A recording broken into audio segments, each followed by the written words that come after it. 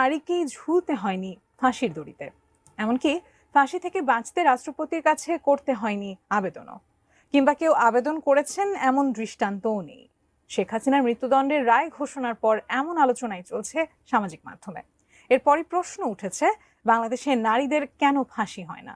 বিস্তারিত জানাচ্ছেন Sheikh Farid. We have decided to inflict her with only one sentence, that is sentence of death. July অভ্যুত্থানে মানবতা বিরোধী অপরাধের মামলায় গত 17 নভেম্বর সাবেক প্রধানমন্ত্রী শেখ হাসিনাকে মৃত্যুদণ্ডের আদেশ দিয়েছেন আন্তর্জাতিক অপরাধ ট্রাইব্যুনাল। মৃত্যুদণ্ডের রায় ঘোষণার পর থেকেই ফাঁসি কার্যকর নিয়ে চলছে নানা আলোচনা। তবে স্বাধীন বাংলাদেশে এখন পর্যন্ত শতাধিক নারীর বিরুদ্ধে ফাঁসির রায় হলেও কার্যকর হয়নি একটিও।